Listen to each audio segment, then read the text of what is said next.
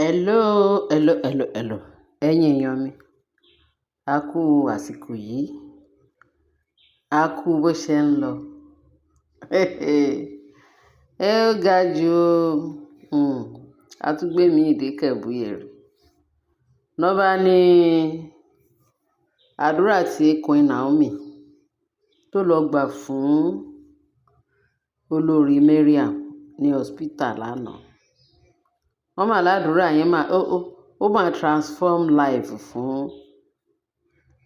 Mariam lẹ́yìn táwọn bíi Mariam tó lọ bẹ Queen Naomi pé kó gbà wọ́n, kó ṣàánú wọn. Àwọn ti rí pé òun ni solution tí ọmọ wọn lè fi sàn, tó fi lè rí ìwòsàn tó máa fi jí sáyé. Tó rán ní ó wà ń kómà fún odindi ọjọ́ 3-4, kò lajú, kò sọ̀rọ̀. Life ẹ̀ wà stake pẹ̀lú gbogbo kí ló ń jẹ́ nímú. Wọ́n náà ti wáyà gbogbo oxygen láti ẹjọ́ yìí. Torí ẹ̀ náà ṣe ké gbàǹjarè. Wọ́n náà ti lọ sí gbogbo ilé aláwo, ilé oníṣègùn. Wọ́n ló lẹ́ni tó ṣẹ̀ ọ́ àfi kó lọ bẹ́ẹ̀. Wọ́n ní Queen Naomi ló ṣẹ̀ ọ́. Queen Naomi ló ṣẹ̀ ọ́. Bí Queen Naomi. Just àdúrà personal prayer. Torí nǹkan tó ń ṣe fún Queen Naomi ó lágbára. Tó ń gbé lọ sínú igbó, tó ń kidnap ẹ̀, tó ń ṣe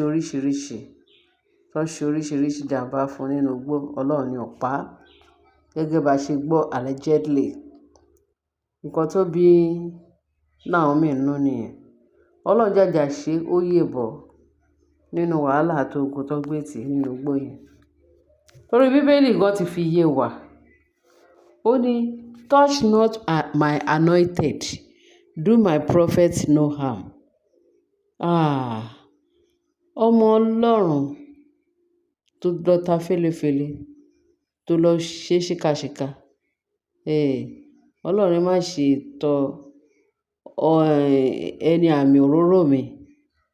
Má ṣe tọ́ níjà. Kó má sì ṣe jàǹbá fún ẹni àmì òróró mi. Torí ìgbà tí Ọlọ́run bá máa gbèjà, tó bá máa jẹ́ Ọlọ́run nìkan ló máa gbèjà ọ̀tọ̀ ọmọ ẹ̀yìn.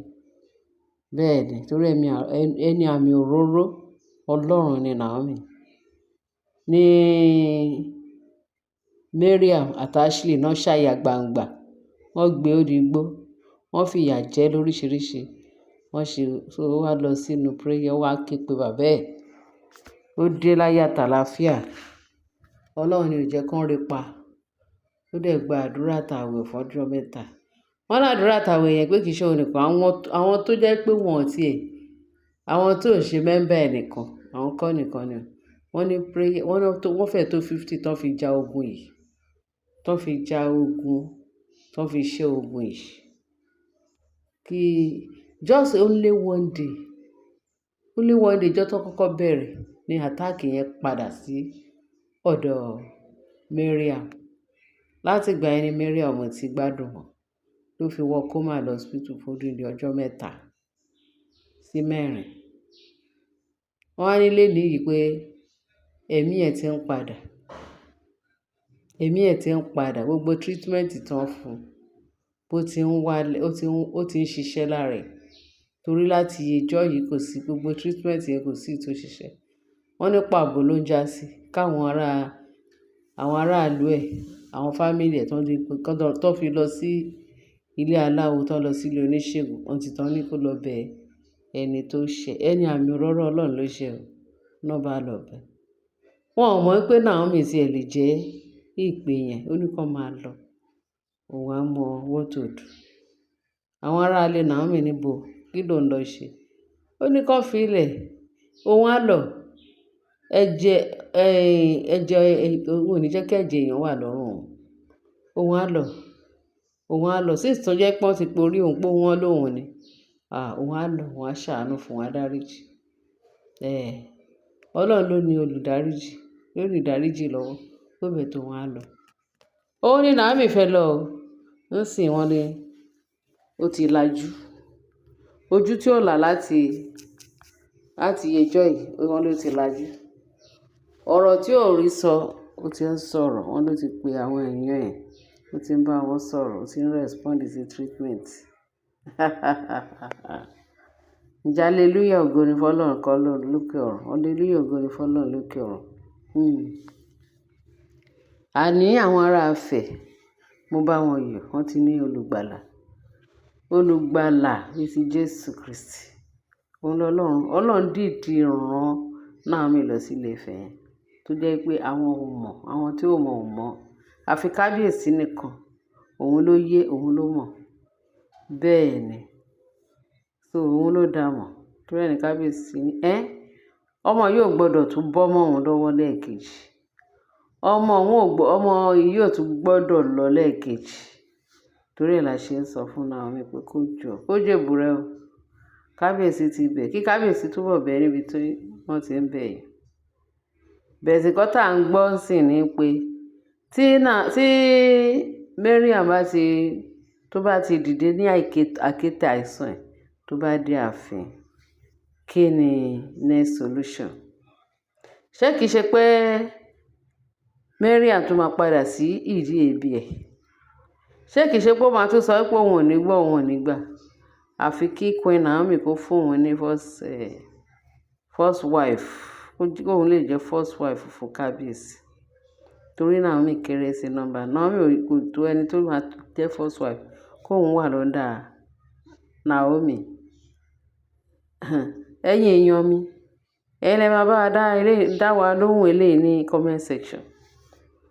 Torí advice ta fẹ́ fún Mariam ni pé tó bá nífẹ̀ẹ́ ẹ̀mí ẹ̀, tó bá nífẹ̀ẹ́ ara ẹ̀, tó rán sọ pé ní hospital yẹn àti ìyá ẹ̀ àtàwọn ọmọ ẹ̀ wà ń bẹ̀, àtàwọn èèyàn ẹ̀ tó ń sọ fún pé ǹjẹ́ àwọn ò ní lose Mariam báyìí, ǹjẹ́ àwọn ò ní lose ẹni wọn báyìí, kí Ọlọ́run tó wá mí sí Naomi pé kó lọ gbàdúrà fún, torí òun ni ó ṣẹ̀. Torí ìgbà tó ń sọ pé wọ́n ti sọ tí gbogbo ibi tó ń lọ, wọ́n ní Naomi o, Mariam ṣẹ̀ ẹ́ o, ó kú kó dáríjì o. Ṣé tí Mariam bá sọ pé òun ò dáríjì, ẹ mọ̀ pé tí nǹkan kan bá ṣe, ó ti ní ẹ̀jẹ̀ èèyàn lọ́rùn ẹ̀. Ọmọ ọlọ́mọ dẹ̀ ní òun ò fẹ́ kẹ́jẹ̀ èèyàn tọwọ́ òun bọ̀. Bẹ́ẹ̀ ni o, ẹ̀yin èèyàn wa, ìtódẹ̀kù ó kù sí ọwọ́ Mary, tó bá òun kó gbọ́, tó bá òun kó continue. Kò sẹ́ni tó máa tún sọ nǹkan tó bá bí a ṣe sọ, nǹkan tó bá dẹ̀ òun ni kó ṣe, kó fi ahọ́n ka eyín ẹ̀, kó mọ what to do, àti fi gbogbo nǹkan lọ́lọ́run lọ́wọ́. Naomi kú iṣẹ́, Ọlọ́run á túbọ̀ pọ́n ẹ lé, Ọlọ́run á túbọ̀ máa bùkún fún ẹ. Bẹ́ẹ̀ ni, mọ́ anointing o, lágbára ẹ̀jẹ̀ Jésù. Ìpè tọ́lọ́run pè ẹ́, ìpè ayọ̀, ìpè náà ní díbàjẹ́ o. O ò ní ṣìṣe, o ò ní ṣílẹ̀tẹ̀. Àwọn ọmọ ẹ máa rá láàánú. Gbogbo agbára òkùnkùn láyé àti lọ́run kò lè há àmọ́ ẹ mọ́. Bẹ́ẹ̀ ni, wọ́n ní Ọlọ́run wa, gbogbo ẹni níjà kẹ́rù òbò níjà. Ó wà nídìí ìkòkò tó ń sebẹ̀ fún ẹ lójoojúmọ́ nígbàkúùgbà. Bó ṣe wà yẹn, you are not alone in all your ways. Jesus is with you. You are not alone. Thank you, Father, because you did that miracle.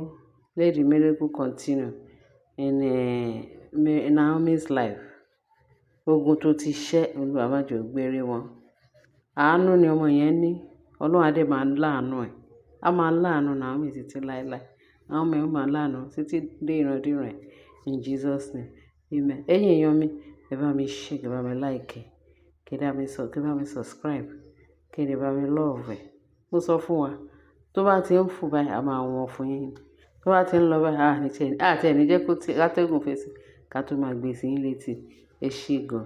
Ẹ̀yin olólùfẹ́ Naomi, ààbò Ọlọ́run á dájú lórí gbogbo wa o. Àánú Ọlọ́run á péye lórí gbogbo wa o.